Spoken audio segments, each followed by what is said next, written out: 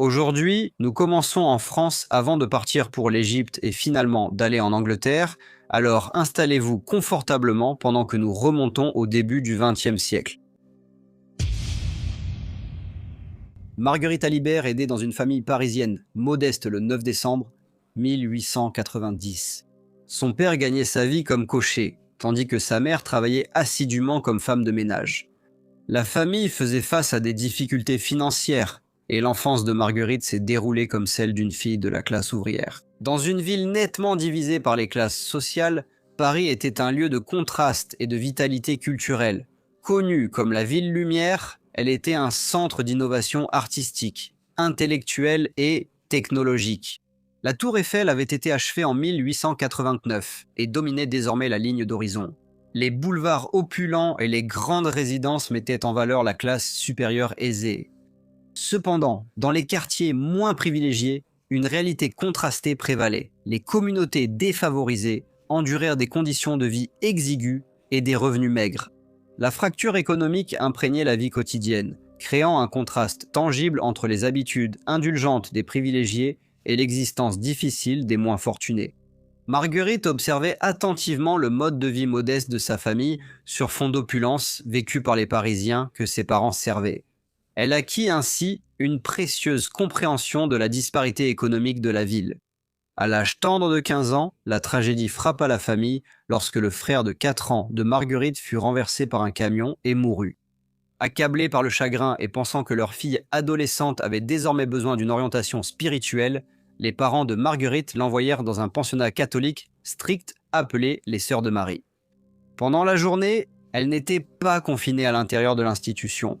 Elle était plutôt affectée à des tâches de domestique chez une famille aisée.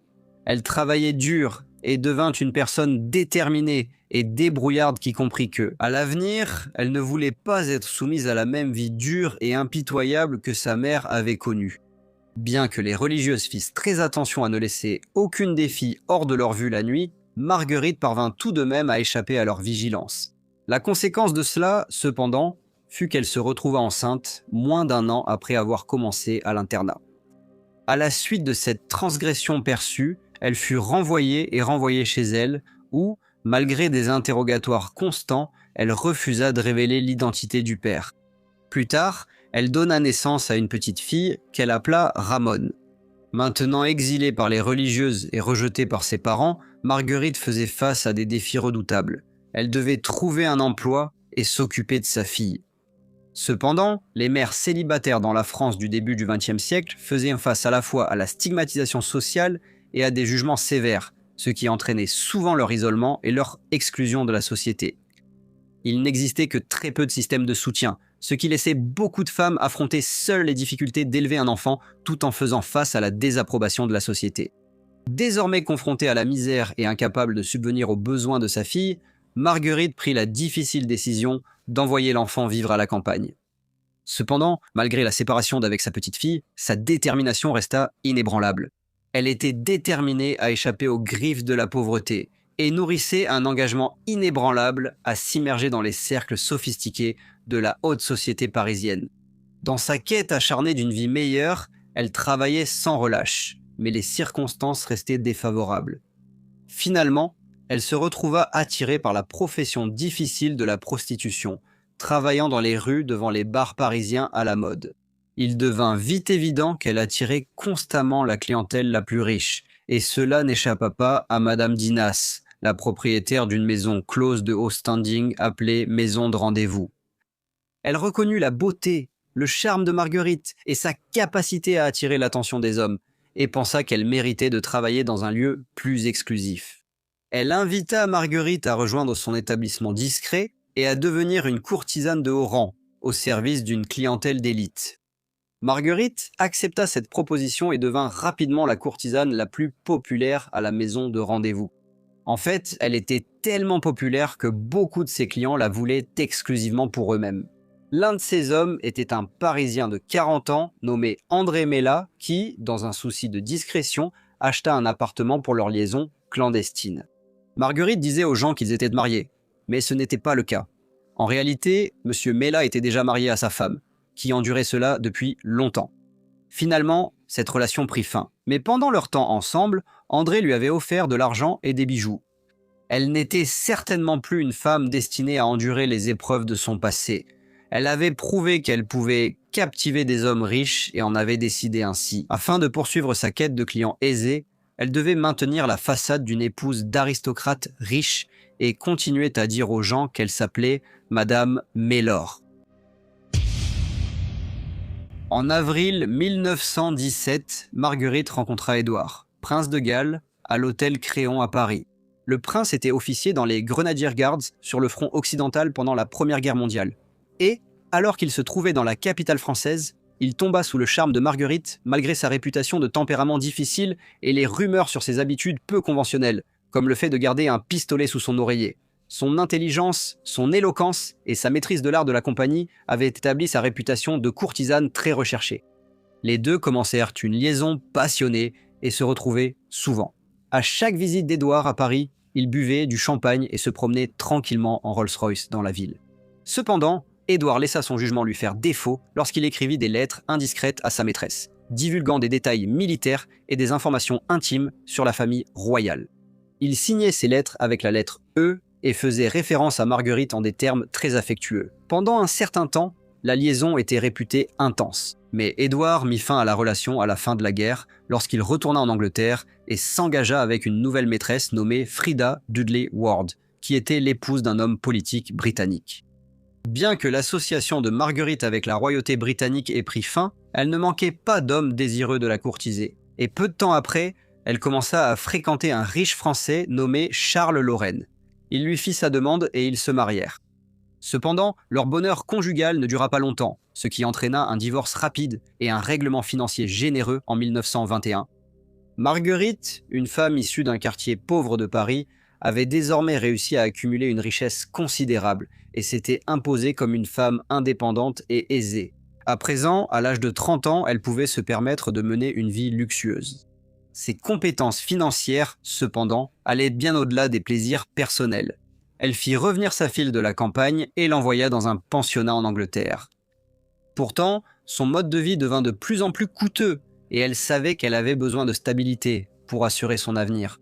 Elle savait qu'elle devrait peut-être à nouveau rechercher l'affection d'un homme très riche et qu'elle devrait user de son charme pour assurer la prospérité continue d'elle-même et de sa fille. En 1922, elle accompagna un homme d'affaires lors d'un voyage en Égypte. Là, elle rencontra un jeune homme nommé Prince Ali Fahmy. Bien qu'il ne portât pas officiellement le titre de prince, il était exceptionnellement riche et avait 10 ans de moins que Marguerite. Après cette première rencontre en Égypte, ils furent officiellement présentés à Paris en juillet 1922. Le prince tomba amoureux de la séduisante mondaine française et la couvrit de somptueux cadeaux, dont de l'or et des diamants. Une romance débuta alors au cours d'une tournée glamour des lieux de divertissement à Deauville, Biarritz et Paris. Le prince Ali Fahmy avait hérité de la fortune de son père, et lorsqu'il rentra chez lui, il ne pouvait pas chasser Marguerite de son esprit. Il lui écrivit, l'informant qu'il était malade et qu'il ne pouvait pas vivre sans elle. Finalement, elle accepta de le rejoindre, bien que la famille du jeune homme n'approuvât pas cette relation. Le couple s'est marié lors d'une cérémonie officielle en décembre 1922, suivie d'un mariage islamique traditionnel le mois suivant. Cependant, le mariage a eu des problèmes, dès le début. Marguerite était bien sûr une Française et son mari un Égyptien très riche. Leur différence d'âge, les contrastes culturels et le mode de vie fastueux alimentaient des conflits constants. Le personnel rapportait que la dame française cachait ses bleus avec du maquillage et que son mari avait souvent des égratignures sur les bras et le visage. Marguerite a commencé un journal où elle notait chaque fois que son mari la traitait avec mépris ou l'agressait physiquement.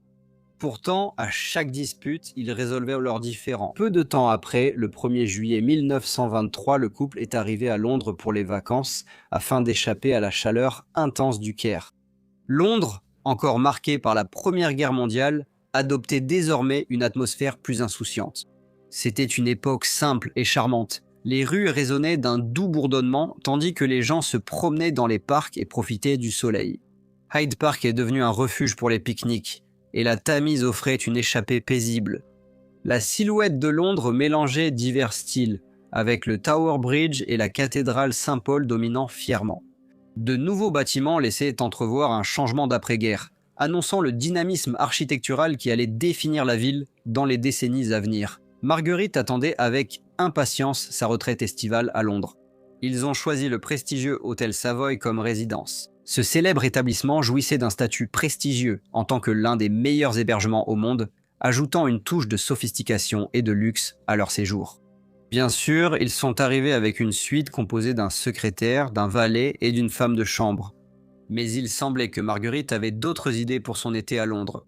Peu de temps après son arrivée, elle a fait venir le médecin de l'hôtel et a laissé entendre que son mari entretenait également une relation homosexuelle avec l'un de ses employés.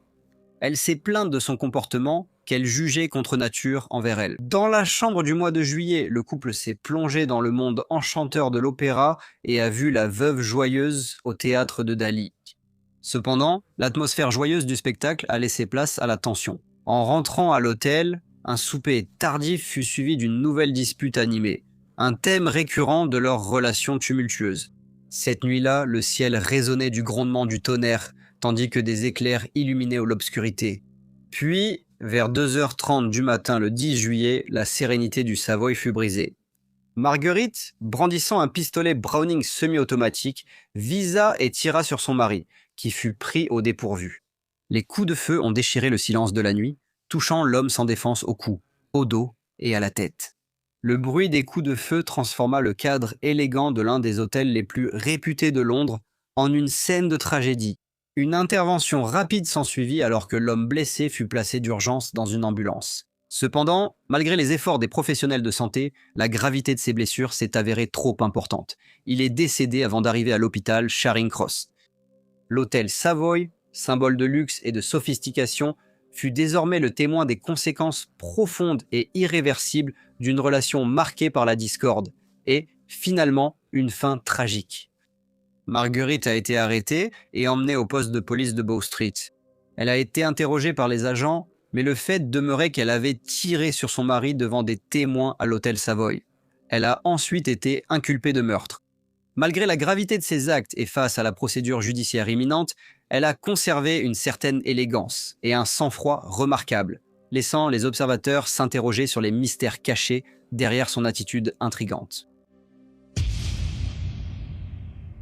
Le procès a débuté le 11 septembre 1923 à l'Old Bailey. La salle d'audience était remplie d'avocats, de journalistes et de membres du public chanceux qui avaient pu entrer. Les autorités pensaient qu'il s'agirait d'un procès sans histoire. Une femme qui avait tué son mari devant des témoins était considérée comme une affaire simple et rapide, qui n'allait guère attirer l'attention générale ni durer très longtemps. Cependant, la réalité a rapidement dépassé les attentes. L'histoire du prince égyptien, assassiné par sa belle épouse française, a fasciné le public britannique. Et dès le premier jour du procès, la salle d'audience débordait de spectateurs, tandis que des curieux faisaient la queue dans l'espoir d'assister au débat. Et profitant de cette demande, des individus opportunistes vendaient même à prix d'or leur place convoitée à ceux qui étaient impatients d'entrer dans la salle d'audience. Marguerite était défendue par Sir Edward Marshall Hall, le principal avocat de la défense de l'époque. C'était un maître au tribunal et il a habilement transformé le récit. D'une épouse assassinant son mari sans défense en lui tirant dans le dos, à celle d'une femme française sans défense, victime de brutalité et de bestialité de la part de son mari égyptien extrêmement riche, la défense a admis que le public britannique connaissait les tensions entre l'Égypte et la Grande-Bretagne. Un an auparavant, l'Égypte avait obtenu son indépendance, bien que des troupes britanniques soient restées dans le pays, car le gouvernement voulait protéger les intérêts britanniques, notamment le canal de Suez. Sir Edward Marshall Hall a utilisé stratégiquement ce contexte pour susciter la sympathie du public envers son client pendant le procès. Un témoin important était un officier médical de la prison de Holloway, où Marguerite avait été détenue après son arrestation. Le médecin a rapporté qu'il l'avait examinée et avait découvert 3 éraflures à l'arrière de son cou, ce qui indiquait une rencontre avec un homme. Selon M. Hall, le mari de Marguerite avait tenté de l'attaquer la nuit de la fusillade et, croyant que sa vie était en danger, elle lui a tiré dessus. Madame Famille, ne parlant qu'en français, avait un interprète pour traduire ses réponses. Elle paraissait innocente et incapable de faire du mal. Elle a dit « J'ai levé mon bras devant moi et, sans regarder, j'ai appuyé sur la détente. L'instant d'après, je l'ai vu par terre sans réaliser ce qui s'était passé. Je ne sais pas combien de fois le pistolet a tiré. Je ne savais pas ce qui s'était passé et j'ai demandé aux gens quel était tout ce vacarme. Marshall Hall a dit à la cour qu'il s'agissait d'un acte de légitime défense. Dans une reconstitution dramatique, Marshall Hall a saisi l'arme du crime et a montré à la cour comment la fusillade s'était produite. Il a brièvement pointé l'arme vers eux, illustrant à quel point son client avait dû être effrayé la nuit où Ali Fahmy est mort.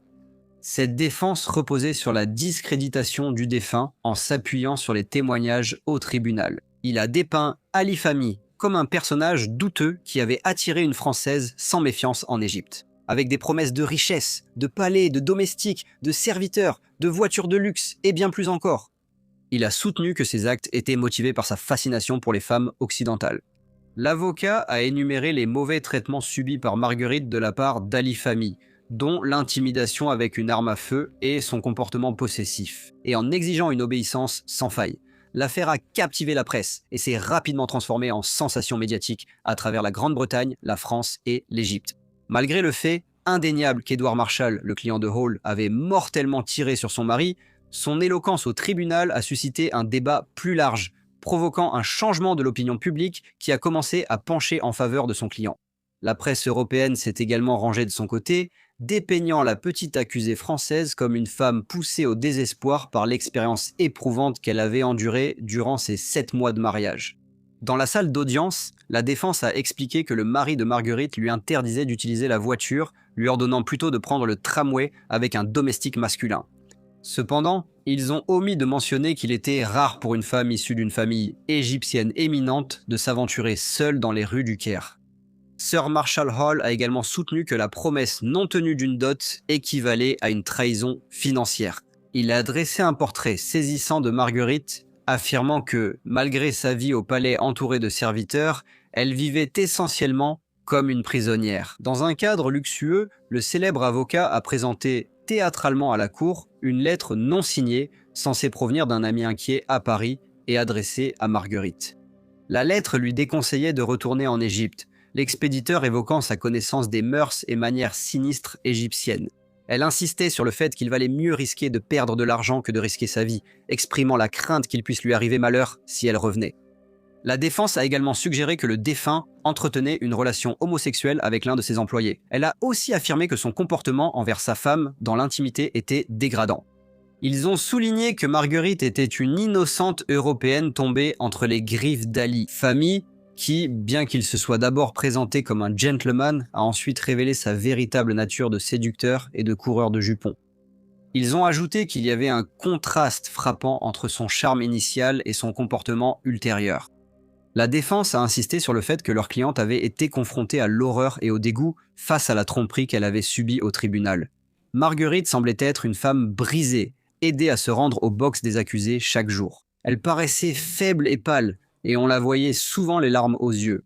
Sa présence dans la salle d'audience a laissé une marque indélébile, aussi bien sur le jury que sur le public. En revanche, l'accusation dirigée par Percival Clark s'est retrouvée dépassée et semblait céder à l'extraordinaire démonstration dramatique orchestrée par Edward Marshall Hall. Cependant, ils ont tenté de détourner l'attention de l'atmosphère théâtrale qui régnait dans la salle d'audience. Ils disaient que l'écart d'âge entre Marguerite et son mari comptait, mais en essayant d'interroger Marguerite sur sa vie avant son second mariage et sur la façon dont elle était devenue une mère célibataire adolescente, le juge a informé l'accusation que ce type de questions n'était pas autorisé. Ils ont tout de même réussi à présenter des preuves de l'amour sincère que le défunt portait à Marguerite. Et ils ont présenté des lettres qu'il avait écrites, dans lesquelles il exprimait son affection profonde, offrant un aperçu de la profondeur de sa connexion émotionnelle avec son épouse. L'accusation a reconnu la fréquence des conflits conjugaux. Cependant, elle a cité la loi du pays pour mettre en avant certains droits matrimoniaux, tout en niant la brutalité décrite par la défense. En fait, ils ont suggéré que la cupidité avait joué un rôle dans l'accord de Marguerite pour se marier. Ils ont dit à la cour que son aspiration à devenir princesse l'avait poussée à renoncer à sa religion et à abandonner son droit au divorce, pour la réalisation de ce rêve.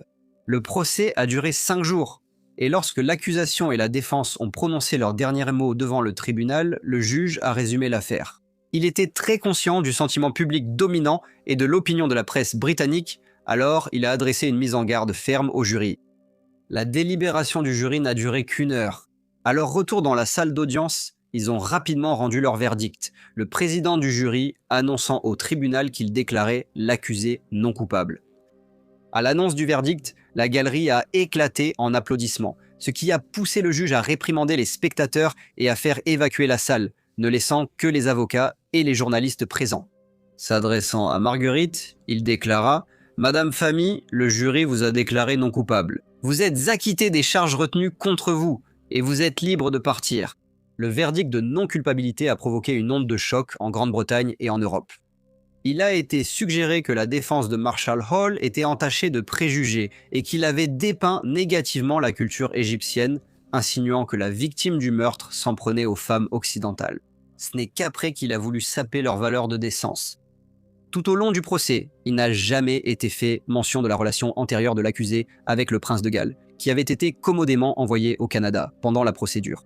Il a été affirmé que l'arrestation et l'incarcération de Marguerite avaient grandement préoccupé la famille royale, surtout face à la perspective troublante de révéler les rendez-vous au champagne d'Édouard avec une prostituée parisienne de haut standing, alors que les soldats enduraient les horreurs des tranchées. Si cette information avait été rendue publique, elle aurait pu jeter une ombre sur la réputation du prince, menaçant de ternir sa position, dans le sombre contexte de sacrifices et souffrances en temps de guerre. La rumeur disait qu'Ernest Bald avait été envoyé à la prison de Holloway, apparemment pour négocier un accord afin qu'elle ne divulgue pas les lettres compromettantes. Le gouvernement égyptien a exprimé un profond choc tant face au procès qu'à son verdict. Ils ont protesté avec véhémence contre la façon dont Sir Edward Marshall Hall a dépeint leur peuple et contre l'impression que Madame Famille avait apparemment échappé à la justice au sein du système judiciaire britannique. Le gouvernement a soutenu que l'issue du procès avait été influencée par des témoignages émotionnels, alléguant que le jury avait peut-être été indûment influencé, aboutissant possiblement à un verdict entaché par la peur et les préjugés. Le tollé diplomatique a mis en évidence non seulement l'injustice perçue dans la salle d'audience, mais aussi les implications plus larges sur les relations internationales et l'équilibre délicat entre les procédures judiciaires et les sensibilités culturelles. Désormais libre, Marguerite est retournée à Paris. Elle a profité d'une période sous les projecteurs les années suivantes, apparaissant dans quelques films français peu connus. Elle a résidé dans un appartement face au 2 janvier 1971 à l'âge de 80 ans. Il a été rapporté que lors de la fouille ultérieure de son appartement, les quelques lettres restantes d'Edwards, probablement conservées comme une sorte d'assurance, ont été retrouvées, mais elles n'ont jamais été rendues publiques et auraient depuis été détruites. Le prince Édouard est monté sur le trône britannique en janvier 1936 et est devenu Édouard VIII, mais son règne fut de courte durée. Confronté au choix entre la monarchie et son amour pour Wallis Simpson, une américaine divorcée, il abdiqua en décembre de la même année. Le couple vécut en exil, Édouard prenant le titre de duc de Windsor. Il est décédé en 1972 à l'âge de 77 ans, laissant un héritage marqué par ses choix personnels, des controverses et un éloignement des conventions royales traditionnelles. Bonjour à tous et merci beaucoup de m'avoir écouté. Comme d'habitude, n'hésitez pas à laisser vos commentaires ou retours et j'espère vous retrouver tous lors du prochain Briefcase.